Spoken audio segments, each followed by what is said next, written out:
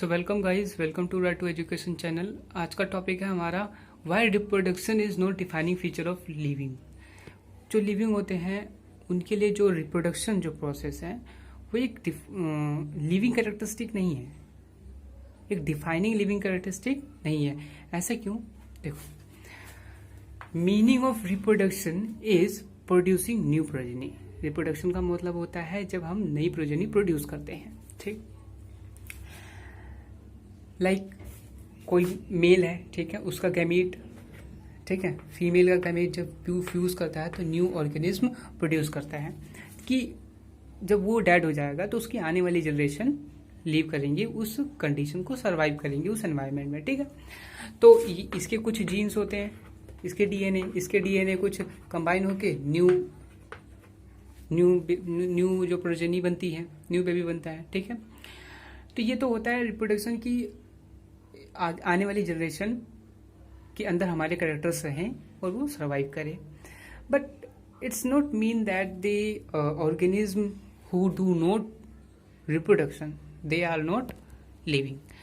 Suppose जैसे, but if you will see mule, अगर आप म्यूल को देखते हो, ठीक है, स्टेराइल वर्कर बी, ठीक, स्टेराइल कपल्स, ठीक है, जिनके मतलब के बेबीज नहीं होते हैं, ठीक है, they are living, they are living. Can you say them they are not living?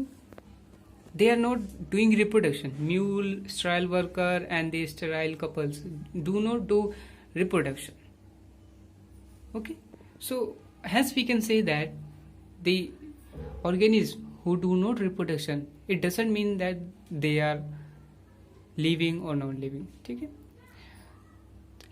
reproduction, all reproducing organism, all reproducing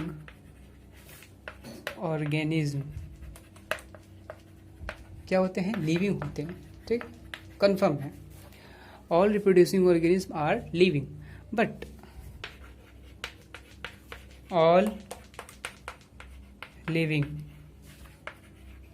are do not reproduction. ठीक है, सभी जो लिविंग होते हैं रिप्रोडक्शन करते हैं, ये कंफर्म नहीं है।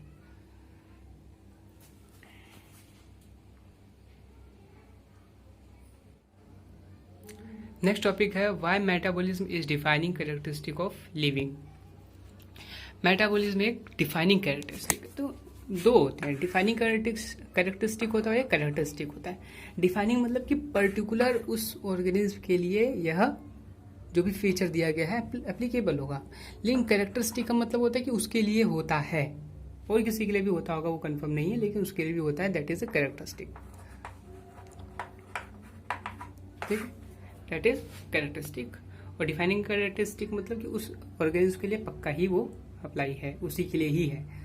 और कैरेक्टरिस्टिक मतलब उसके लिए भी होता है लेकिन किसी और के लिए भी हो सकता है वो कैरेक्टरिस्टिक। ठीक है, अच्छा, मेटाबॉलिज्म की बात करते हैं। मेटाबॉलिज्म क्या होता है? ठीक है, सपोज ये कोई फूड है, आपने इनटेक किया, आपके स्टमक में गया और एंजाइम्स ने इसको ब्रेक कर दिया सेवरल यूनिट्स में। ठीक है, तो वहाँ से आपके हार्ट ने, आपके लंग्स ने, अलग अलग ऑर्गन्स ने इसको लेना चाहा।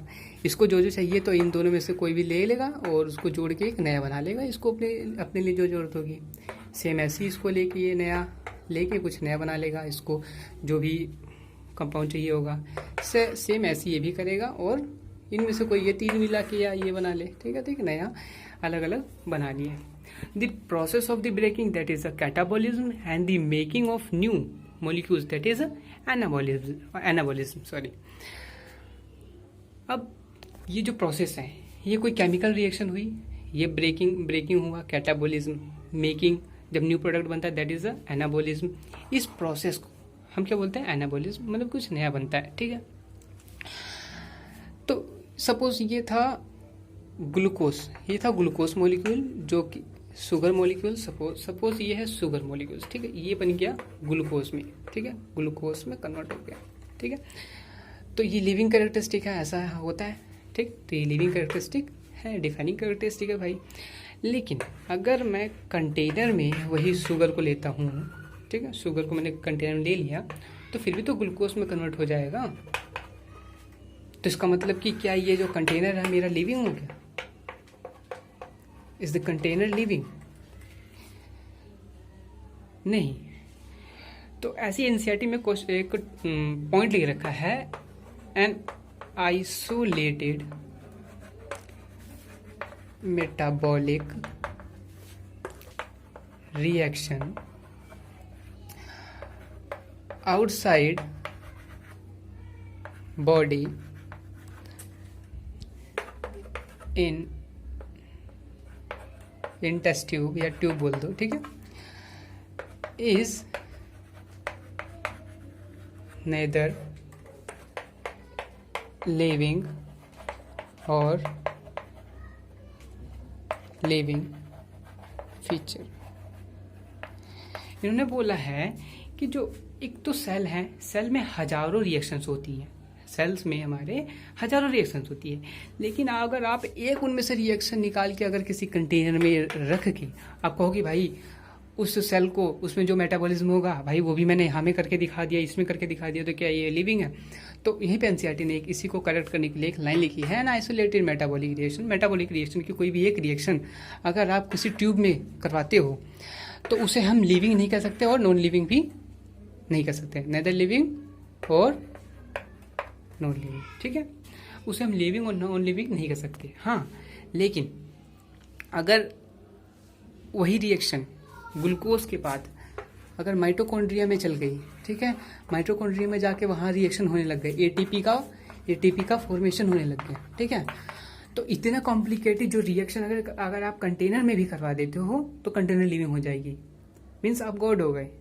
क्यों? क्योंकि आपने वो रिएक्शन करके दिखवा दी जो केवल सेल्स में हो सकती है और कहीं नहीं हो सकती, कॉम्प्लेक्स रिएक्शंस, ठीक है। फिर एटीपी का यूज होना चाहिए उस सेल्स में, उस वजह से नया प्रोडक्ट बनना चाहिए।